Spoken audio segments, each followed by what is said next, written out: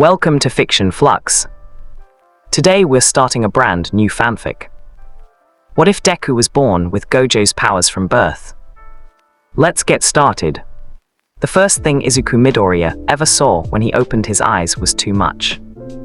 Not in the way that newborns find light overwhelming, though that too, but something deeper. Something that the doctors in the room had no framework to address because they had no way of seeing what he was seeing.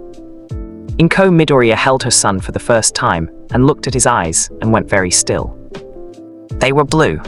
This was unexpected. Both she and Hisashi had dark eyes, brown and green respectively, but genetics were strange things and sometimes Barbies surprised you. The blue itself was not the problem. The problem was the depth. She looked into her son's eyes on the day of his birth and felt, uncomfortably, like she was being looked back at by something that understood considerably more about the situation than any newborn had any right to understand. The doctor, who was a practical man with 20 years of quirk manifestation experience, noted in the chart, unusual eye coloration, deep azure, possible quirk manifestation, recommend monitoring. He did not note what he felt when the baby looked at him. That was not the kind of thing that went in charts. What he felt was seen. Not observed, seen. The specific, comprehensive quality of being looked at by someone who could perceive every detail and was already drawing conclusions. The baby looked at the room. He did not cry, which was unusual. He looked at everything with those blue eyes that were not quite right and seemed to be processing, cataloging, filing. He looked at the light. He looked at the medical equipment. He looked at his mother's face for a very long time, in a way that made Inko simultaneously feel the most loved she had ever felt and the most transparent she had ever felt in her life. Then he closed his eyes. He slept. Inko looked at the doctor. The doctor looked at his chart. Neither of them said what they were thinking. Here is what Izuku Midoriya could see that nobody else could, from the moment he opened his eyes until the moment, many years later, in a very different world, when he chose to put on a blindfold for the same reason the original bearer had put one on. Everything. Not metaphorically, not impressionistically. Everything in the specific technical sense of the word, which is to say the complete and unfiltered sensory reality of a world built on energy systems that normal human eyes could not perceive. The 6 eyes, which had not appeared in anyone for 400 years, before a certain white-haired Jujutsu sorcerer was born in Japan, did not produce cursed energy in the world of quirks.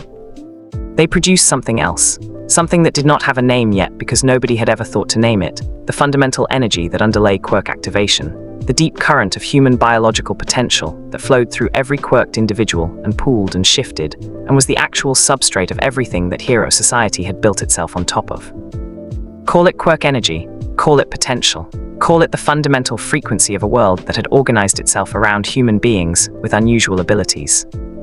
Izuku Midoriya could see all of it. He could see it in his mother, the gentle upward pull of her gravitational manipulation quirk, barely there, barely conscious, a soft current that explained why small objects sometimes drifted toward her hands when she was emotional. He could see it in the streets outside, in the flow of energy through every person walking past, the dense crackling signature of explosion quirks, the smooth luminous flow of emitter types, the structural solidity of hardening and mutation quirks, each one a distinct and readable pattern in the deep fabric of the world. He could see the gaps too. The quirkless people. In the city around him, they moved through the energy landscape like rocks in a river, present, real, solid, but producing none of that fundamental current.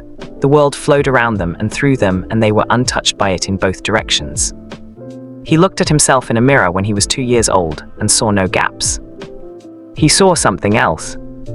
He was not sure what to call it. It was not a quirk in the conventional sense. It did not produce energy in the way quirk energy produced itself. It was more like an ability to interact with the energy that already existed, to manipulate the space through which it moved, to apply the mathematics of infinity to the gap between himself and anything that came toward him. He was 3 years old when he first activated it by accident. He had been reaching for a toy on a high shelf, and he had thought very clearly about the space between his hand and the toy, and the space had simply rearranged. The toy was in his hand. He looked at it. He looked at his hand. He put the toy back. He went to his room and thought about it for a long time. He was 3. He had the cognition of someone considerably older, because seeing everything since birth had produced a mind that was very good at processing complex information. The six eyes were not just visual, they were a comprehensive system upgrade, a way of reading the world that had been running at full capacity since the moment he was born, and had been quietly building a model of reality that was, by the time he was 3, considerably more accurate than most adults. He knew he should not tell anyone. Not because he was strategic about it, he was 3, strategy was not his primary mode, but because he had been watching people his whole short life, and he had learned something that most people spent years trying to articulate. People were comfortable with what they could understand. What they could not understand made them afraid. And what he was already quite certain, was not something they could understand. He looked out the window. He watched the energy move through the world. He thought, I am going to need notebooks. Chapter 2, The Doctor's Office and What the Eyes Saw There. He was 4 when the diagnosis came. This part was the same as every version of the story: the office, the machine, the X-ray, the doctor with the gentle professional expression of someone delivering bad news, his mother's hands tight in her lap, the question already answered before it was asked, by the look on the doctor's face, by the specific quality of careful kindness in his voice. Quirkless. The doctor said it gently. It was still the hardest thing Izuku had ever heard. He was 4 years old and he had the most comprehensive sensory system in the world, and he sat in that chair and looked at the X-ray of his toe joint and understood, with the specific clarity that the six eyes provided on everything they touched, that the doctor was both correct and completely wrong at the same time. Correct, the joint, the structural marker, the biological indicator that the medical system used to determine quirk status. It showed no evidence of quirk development in the conventional sense. Wrong, everything else. He looked at himself in the way only he could look at himself, through the lens of the six eyes that could perceive the deep energy signatures of a quirked world, and he saw what was there. Not quirk energy, not the conventional current that moved through the 80% of the population who were quirked. Something older, something that did not belong to this world system at all. He looked at it for a very long time, while the doctor explained to his mother about career counseling and realistic expectations. He thought about the space between his hand and things he wanted to reach. He thought about the night he had been very cold and had felt something warm moving under his skin, and had looked at his hands and seen faint blue light gathering in his palms. He thought about the mirror.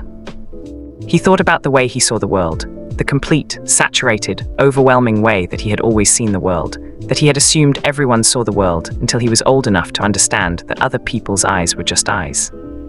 He thought, I am not quirkless. I am something that does not have a category.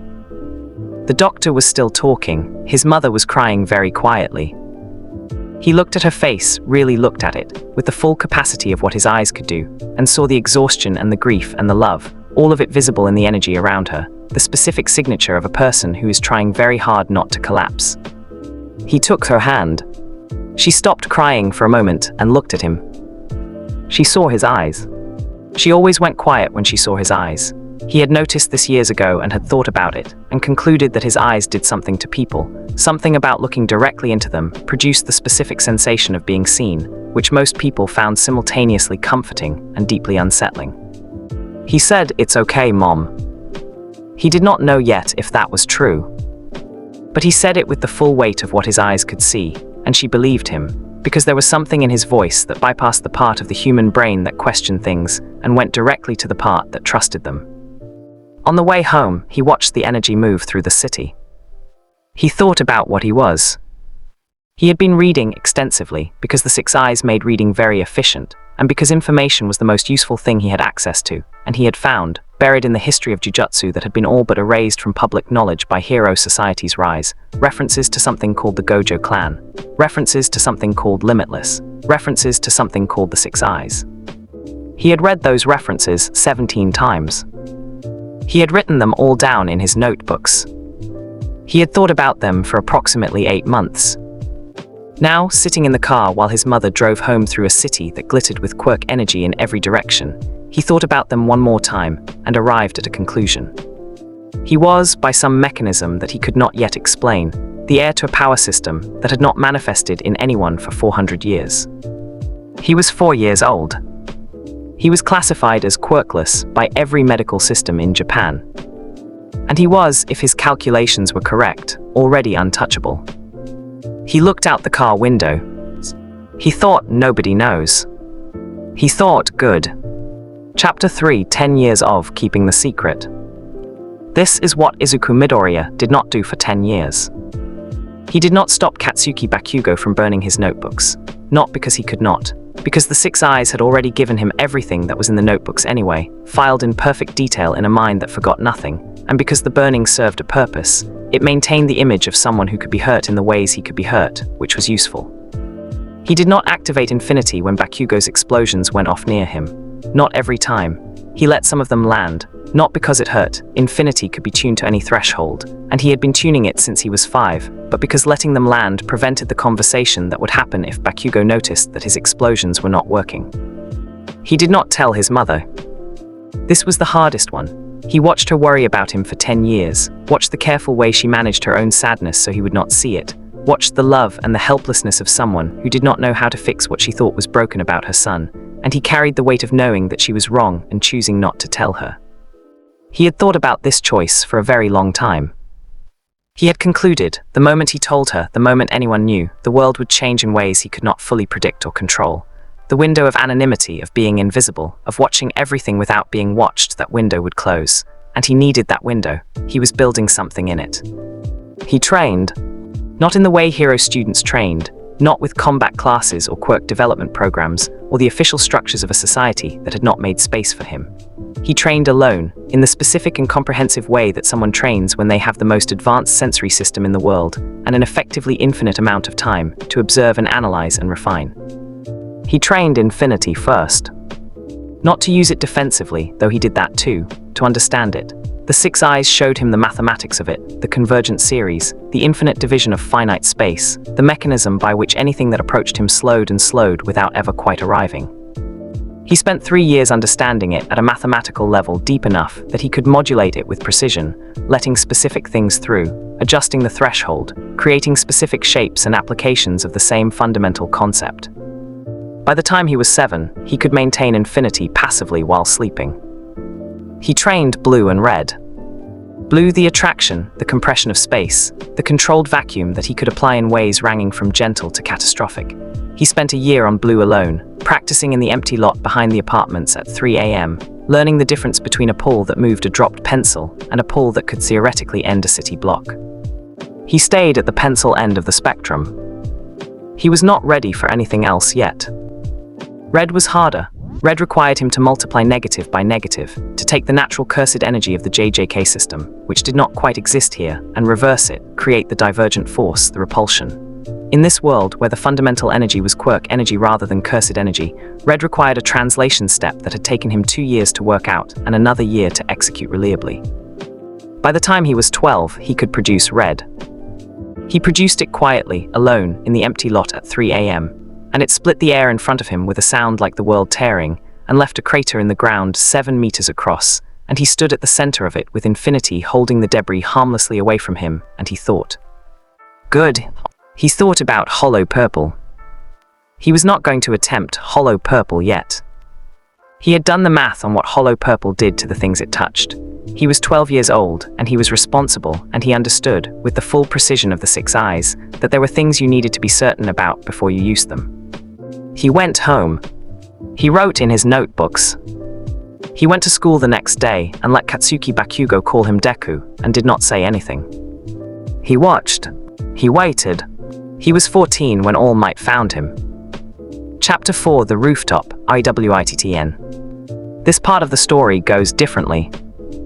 In the version everyone knows, Izuku Midoriya grabbed All Might's leg and was dragged into the sky and fell and asked his question with all the desperate hope of someone who had been carrying it for 10 years and had no other place to put it.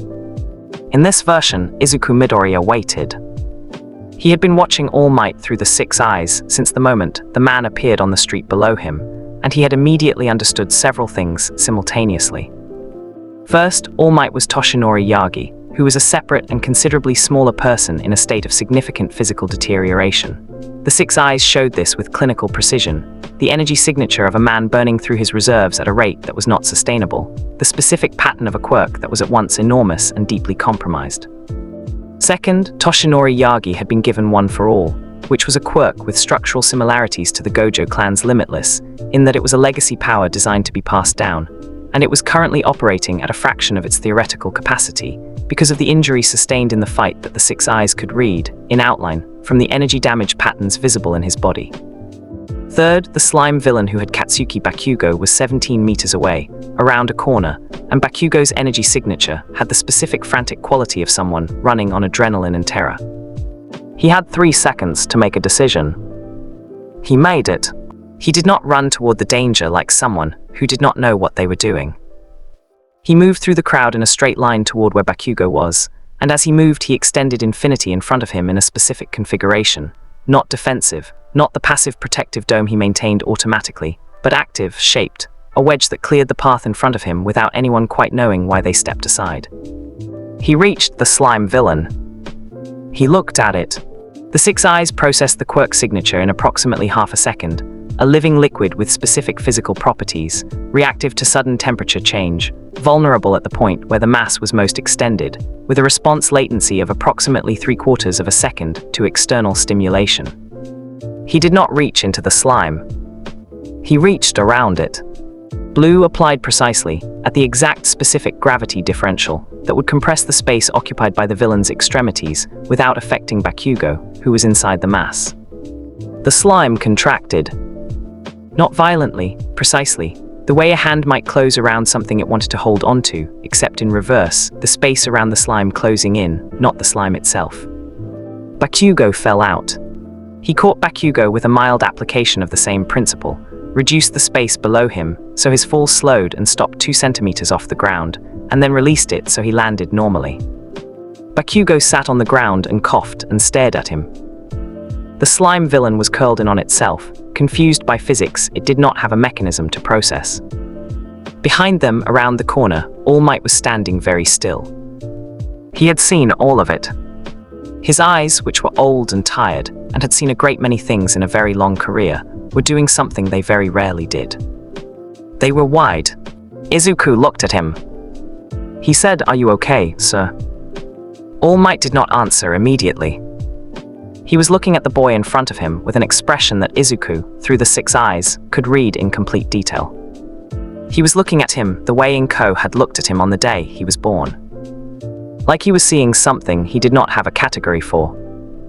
What All Might said very carefully was that. Izuku looked at Bakugo, who was still coughing, and then looked at the subdued slime villain, and then looked back at All Might. He said, "May I ask you something first?" All Might blinked. "Of course," he said. Izuku took a breath. He had been carrying this question for 10 years. Not the question he had planned to ask, not can someone without a quirk be a hero, because he had already answered that for himself through 10 years of training. A different question. The one that had been building since he was 4 years old and had looked at his own energy signature in a mirror and seen something he could not name. He said, "Do you know what Limitless is?"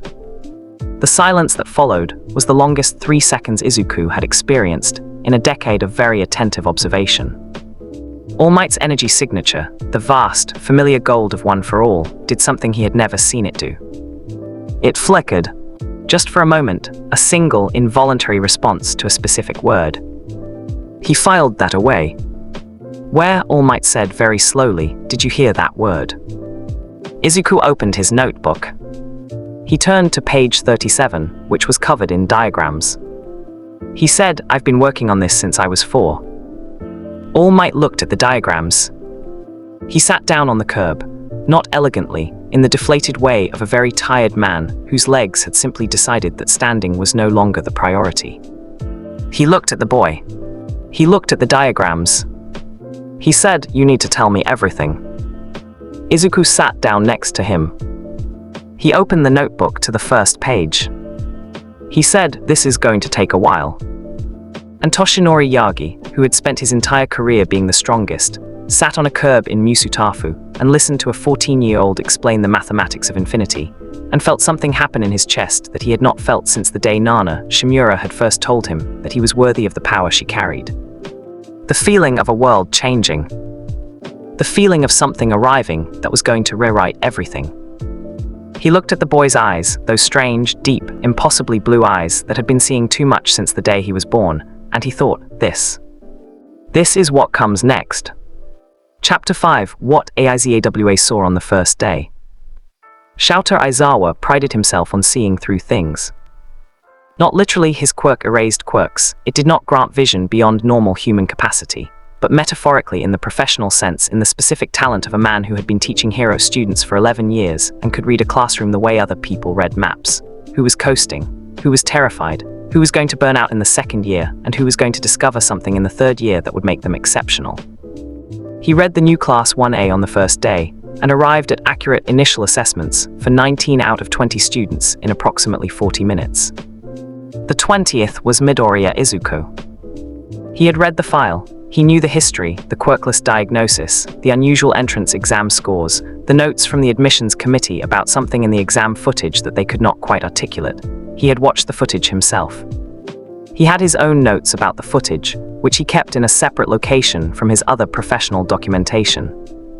He looked at Midoriya Izuku on the first day, and what he saw was a boy of average height, with green hair and freckles, who was sitting in the third desk in the second row, and looking at the room. Not looking around the room, looking at the room. The specific quality of attention that Aizawa had learned to associate with people who were not just observing but processing, taking in information at a rate faster than normal, and filing it before it had finished arriving. He had seen this quality twice before in 11 years. Both times, the student had gone on to do things that he had not predicted. He said, "This is a 3-year program. Problem children don't tend to graduate." He looked at each student as he said it. He always did this, delivered general statements while making specific eye contact with the students who most needed to hear them. When he looked at Midoriya, something unusual happened. Midoriya looked back. This was normal, but the quality of being looked back at was not.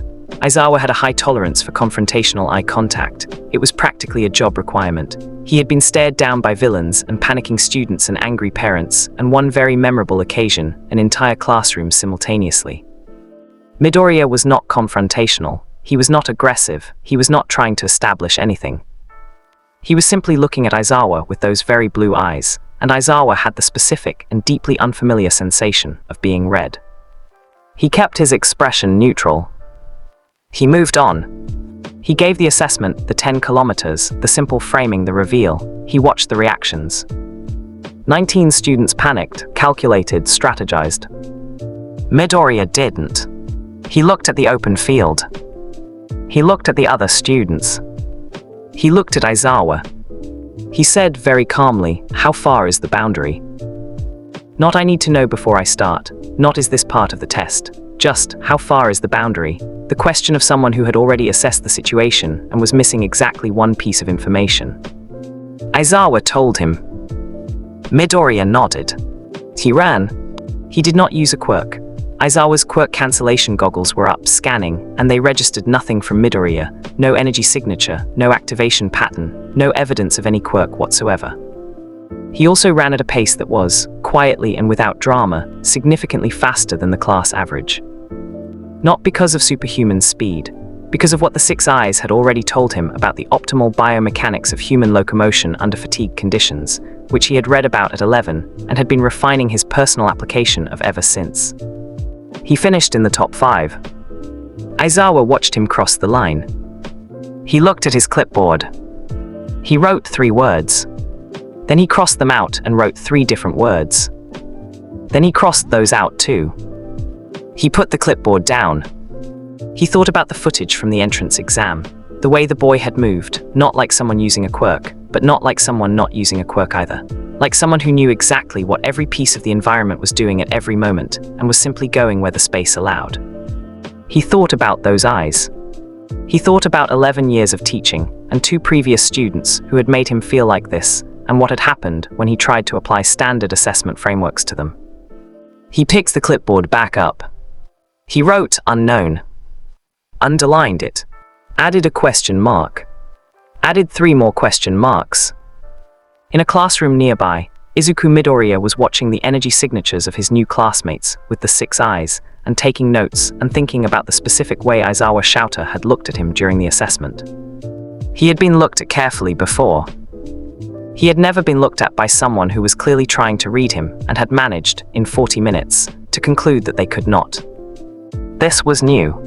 He wrote in his notebook, AIZAWA exceptionally perceptive, a just approach. Below that, do not let HIM see you looking. Below that, because he was Izuku Midoriya, and he had been keeping his own counsel for 14 years, and he had learned to be honest with himself about things that mattered. Too late for that, he saw me looking on the first day. Assessment AIZAWA is going to be a problem. He closed the notebook. He looked at the classroom, the 30 students who were going to be his classmates, 20 of them from 1A, every single one of them with a quirk that his 6 eyes could read with perfect clarity. He thought about being surrounded by people he could see completely and who could not see him at all. He thought about what Gojo Satoru had written in the fragmentary records he had found about the loneliness of the 6 eyes. He thought about the blindfold. He understood it now in a way he had not understood it before. He thought, not yet. I have not earned the right to stop watching yet. He opened his notebook to a fresh page. He began. The first real problem did not come from a villain. It came from Aizawa. It always does. Aizawa did not act immediately. That would have been careless. Instead, he waited 3 days. 3 days of watching Midoriya in class.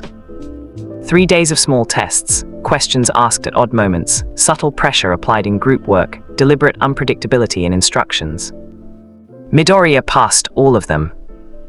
Too cleanly. Not perfectly, and that was the problem.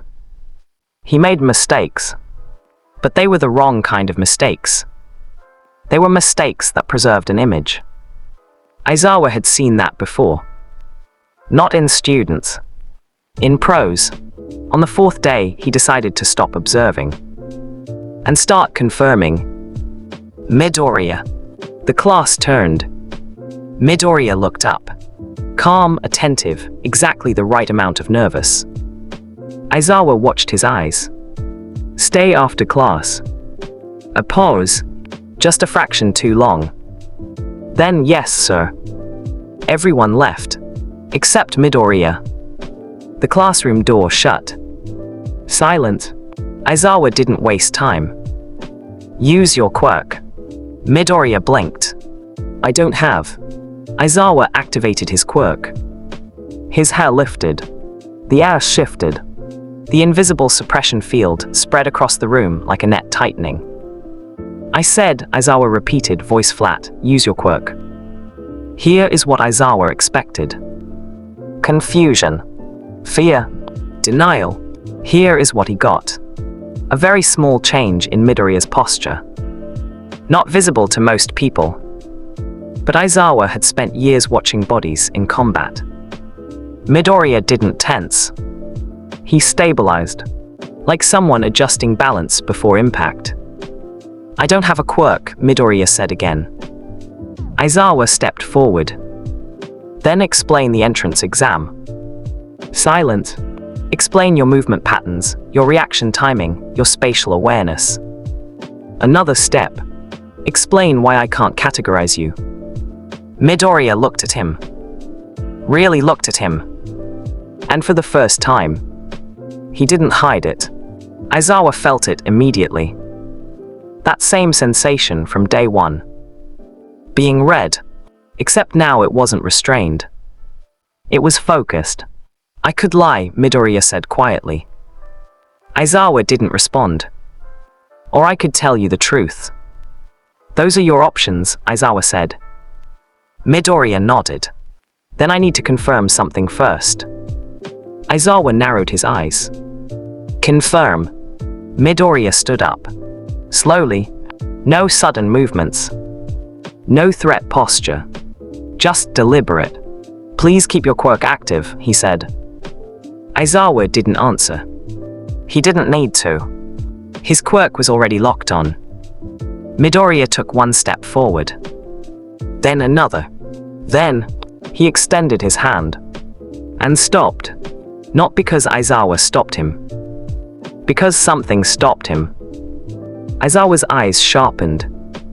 Midoriya's hand was floating, not visibly, not dramatically, but wrong, like it was meeting resistance in empty space. Aizawa's quirk was active. Fully active. It should have erased anything. Midoriya looked at his own hand. Then at Aizawa. and said very calmly, "Your quirk doesn't affect it." Silent. Aizawa didn't blink, didn't move, didn't react. But inside, everything shifted. "Explain," he said. Midoriya lowered his hand. "Your quirk erases quirks," he said. "Yes. What if it's not a quirk?" That landed hard. Aizawa's mind moved fast. Too fast for most people to follow. But not faster than the 6 eyes. Midoriya continued. "What if it's something that doesn't exist in your system?" Aizawa's gaze sharpened. "Everything exists in the system." Midoriya shook his head. "No," he said. "Everything you know exists in the system." Aizawa took another step forward. Now they were close. Too close for most students. "Then what are you?" Aizawa asked. And this was the moment everything could break. Midoriya knew it. He had calculated this moment years ago. Not this exact version, but something like it. The moment where someone perceptive enough pushed far enough. He had 2 options. Keep lying, or change the world. He chose something in between. "I don't fully know," he said. "True. I have a working theory." "Also true." Aizawa didn't interrupt. Midoriya took a breath and said the word again. "Limitless." This time, Aizawa reacted. Not visibly, but internally. A fracture, a memory, something old, something buried. "You've said that before," Aizawa said. "Yes. Explain it." Midoriya looked at the space between them. The exact distance. The exact division. The infinite fractions layered between 2 points. "It's not power," he said. "It's control." Aizawa didn't move. "I don't create energy," Midoriya continued. "I control space." A pause. Specifically, he looked back up. The space between things. Silent. Aizawa stared at him. Processing. Testing. Rejecting. Rebuilding. Then, he moved. Fast. Aizawa lunged. Capture weapons snapping forward. Direct strike. No hesitation. No warning. Midoriya didn't move. The capture weapons stopped. Mid-air. Not blocked. Not deflected. Stopped, like reality itself refused to let it reach him. Aizawa's eyes widened. Just slightly. Midoriya spoke. Quiet. Steady. "This is infinity." The room went still. Aizawa pulled the weapon back. Slowly. Carefully. Like touching something that might explode. His quirk was still active. And it was doing nothing. That was the moment. The exact moment. When Shouter Aizawa realized. This was not a student. Not in any conventional sense. This was something else. "Does All Might know?" Aizawa asked. Midoriya paused. Just for a second. "Yes." Aizawa exhaled. Long. Tired. "Of course he does." He turned away. Ran a hand through his hair. Thinking. Recalculating everything. Then he looked back. "From this point forward," he said, "you don't hide from me." Midoriya tilted his head. "Define hide." Aizawa almost smiled. "Almost. You're still a problem child," he said. "But now you're my problem." A pause. And Midoriya. "Yes, sir. If what you're saying is true." Aizawa's gaze sharpened. "Then you're not just strong. A beat. You're dangerous." Midoriya didn't deny it. "I know, and for the first time since he was born. Someone else did too." Aizawa did not report it. That was the first decision that mattered. He stood alone in the empty classroom, long after Midoriya had left, staring at the space where the capture weapon had stopped. replaying it over and over again in his head. Erasure had been active. There had been no disruption. No resistance. No feedback. Just nothing. Like trying to erase gravity. He exhaled slowly. Troublesome, he muttered. But there was something else under that word. Not frustration. Not even concern. Something closer to anticipation. Midoriya walked home the long way. Not because he needed time. Because he needed space. The city was loud in ways nobody else could hear. Energy everywhere. Currents crossing, clashing, flowing through people who had no idea what they carried. Normally, he filtered it out. Today, he didn't. He let it all in. Every signature, every fluctuation, every tiny shift in the fabric of a world built on something he could see too clearly. It was overwhelming. It was always overwhelming. He just usually pretended it was. Aizawa knows. The thought repeated. Not panicked. Not even anxious. Just present. This was the first crack. The first person who had looked at him and not accepted the surface. The first person who had pushed far enough to see something real. And didn't step back. Midoriya stopped at a crosswalk. Watched the crowd move. Quirk energy everywhere. Bright, messy, uncontrolled. He looked at his own reflection in a shop window. Blue eyes staring back. Too sharp. Too aware. Too alone. I should have lied better, he murmured. But he knew that wasn't true. Aizawa would have kept digging. He always would have found something. That was the kind of person he was. Midoriya closed his eyes for a second. And for just that moment, the world went quiet. When he opened them again, everything rushed back in. Not yet, he whispered. Not yet. He wasn't ready to shut it out. Not ready to become that version of himself. So he kept walking. The next day, nothing changed. And that was the most dangerous part. Aizawa taught like normal. Dry voice, minimal effort, maximum results. Students complained. Bakugo yelled. Ida tried to restore order. Uraraka laughed. Everything exactly the same. Except, Aizawa watched him differently. Not constantly. That would have been obvious. But precisely. At the right moments. During movement. During silence. During the spaces between actions. Midoriya noticed every single time. Neither of them said anything. Until training. Combat exercise, Aizawa announced, 2-on-2. Groans. Excitement. Nervous energy. Midoriya, Aizawa said, not looking at him, you're with Uraraka. Okay. Uraraka beamed. Midoriya nodded. Bakugo, Ida, opponents. That was intentional. Midoriya didn't react. But he understood. Aizawa wanted to see. The building loomed ahead. Training ground. Artificial. Structured. Predictable. Midoriya hated it immediately. Too many variables controlled. Too many patterns forced. But people were inside. So it mattered. Uraraka leaned closer. We got this right.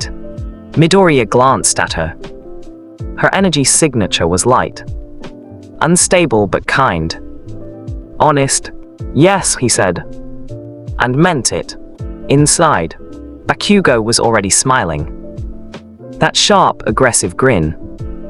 Deku, he said, voice low and excited, don't slow me down. Midoriya didn't answer. The match started. Ida moved first. Fast, direct, predictable. Engine quirk flaring. Bakugo didn't wait. He never did. Explosion. Forward. Aggressive. Uraraka flinched. Midoriya didn't. He stepped once. And everything slowed. Not time. Never time. Space. Every movement mapped. Every trajectory calculated. Every possible outcome layered in front of him like transparent sheets of reality. Bakugo's blast. Angle 37 degrees. Velocity high. Heat irrelevant. Midoriya adjusted. One step left. Half a step forward. The explosion passed. Missed. Not by chance. By design. Bakugo noticed. Wait. Another blast. Closer. Faster. Midoriya didn't dodge this time. He stood still. Infinity. The explosion reached him. And stopped. Not dramatically. Not visibly. Just didn't connect. Bakugo's grin faltered. Just for a second. What the hell? Midoriya moved. Not fast. Precise. He reached Bakugo. Placed a hand on his shoulder. And applied the smallest possible force. Blue. Bakugo dropped. Not slammed. Not thrown. Just removed from balance. He hit the ground. Hard enough to matter. Not enough to injure. Silent. Iida stopped. Uraraka stared. Bakugo stayed down for a second. Processing. Then he laughed. Aichai. He pushed himself up. Eyes sharp. Wild. What was that? Midoriya looked at him. Calm. You were off balance. That's not what I meant. Another explosion. Closer. More aggressive. Midoriya didn't move. Bakugo's blast. Stopped. Again. Now everyone saw it. Not clearly. But enough. Aizawa's gaze sharpened. Midoriya exhaled slowly. This was the line. The moment where control became exposure. He stepped forward. Bakugo, he said quietly. Bakugo froze. Not physically. Instinctively. Something in Midoriya's voice was wrong. Stop. Not loud. Not commanding. Absolute. For a split second. Bakugo did. Then, he gritted his teeth. Don't tell me what to do. Midoriya's eyes shifted. Just slightly. And for the first time, Bakugo felt it. That pressure. That invisible weight. Like standing too close to something vast. Something that wasn't trying. But could. His next explosion didn't come out. Not because he couldn't. Because something, in the space around him, didn't allow it properly. Midoriya hadn't raised his hand. Hadn't changed stance. Hadn't done anything visible. But the environment had changed. Aizawa stood up. Now this was new. Midoriya realized it instantly. Too far. He released it. The pressure vanished. Bakugo staggered back. Breathing hard. Eyes wide. What was that? Midoriya looked away. Match isn't over, he said. And walked past him. Uraraka followed. Confused. Silent. Aizawa watched everything. Every frame. Every shift. Every impossible detail. And in that moment, he understood something critical. Midoriya wasn't just hiding power. He was holding it back. Constantly. Carefully. Deliberately. Like someone walking through a world made of glass. Trying not to break it. Aizawa's eyes narrowed. Because that kind of control only comes from one place. Fear. Not of others. Of himself. The match ended. Officially at least. Iida completed the objective. Uraraka supported. Bakugo didn't stop moving, didn't stop attacking, didn't stop trying to understand what had just happened. But the result didn't matter, because something else had already shifted. No one said it out loud, but everyone felt it. Midoriya walked out of the building like nothing had happened. Hands in pockets. Breathing steady. Expression neutral. Inside, everything was loud.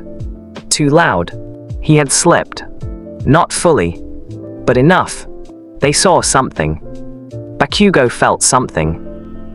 Aizawa understood something. And once people start asking the right questions, they don't stop. Midoriya.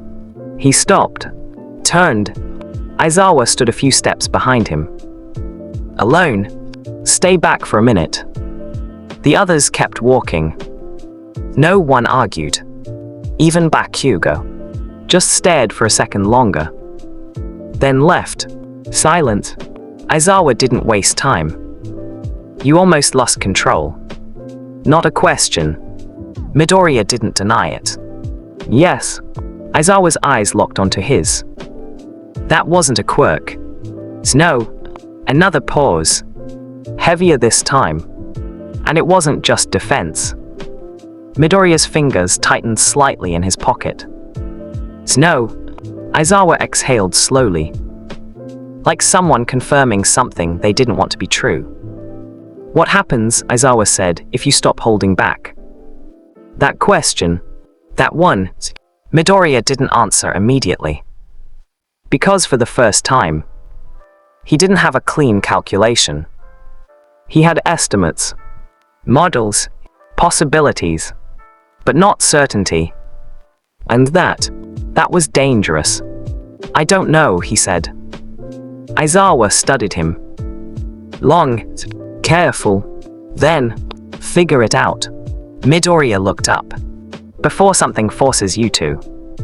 And just like that, Aizawa turned and walked away. Leaving him there. Alone. Again. That night, Midoriya didn't go home immediately. He went back to the empty lot. The one he had used for years. The one place where he didn't have to pretend. The city was quieter here. Less noise. Less interference. He stood in the center. Closed his eyes. And let it all surface.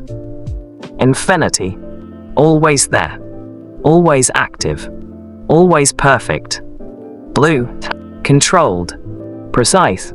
Red. Violent. Difficult. And then, something deeper. Something he had never fully allowed himself to touch. The space where blue and red met. Where attraction and repulsion didn't cancel. They combined. His eyes opened slowly. The world sharpened. Too sharp. The air in front of him. Distorted. Not visibly, but fundamentally. Space itself. Straining. His breathing slowed. He raised his hand. Just slightly. And for a fraction of a second, the world disappeared. Not destroyed. Not broken. Removed. A line. Invisible. Perfect. Carved through reality. Then, gone. Everything snapped back. The ground. Gone. A clean cut through concrete like it had never existed. Midoriya stared at it. Heart racing. Hands shaking. That. His voice was quiet. Unstable. Wasn't even complete. And that was the problem. He hadn't finished it. Hadn't fully combined it. Hadn't pushed it to its limit. And still, that happened. Silence filled the empty lot. For the first time, Izuku Midoriya felt something he had avoided for 14 years. Fear, not of villains, not of society, of himself. Far away, on a rooftop, someone else was watching. Not with eyes like his, not with understanding like his, but enough, a distorted figure, half hidden, half formed, watching the empty lot, watching the cut in reality, watching him. Interesting, a voice, low, curious, not a quirk, a pause, something better, a smile, twisted, hungry, or something worse. The figure stepped back, into shadow. Gone. Midoriya stood alone. still staring at what he had done. And for the first time, the thought wasn't calm, wasn't calculated, wasn't controlled. It was simple. If I lose control, who stops me? And somewhere deep inside, for the first time, there was no answer. It was quiet again, but not peaceful, because now, the world had started to notice him. And he had just proven that it had every reason to. That's it for today. Hope you liked this fanfic. Subscribe, like, share, and tell me your thoughts. Should we continue or not?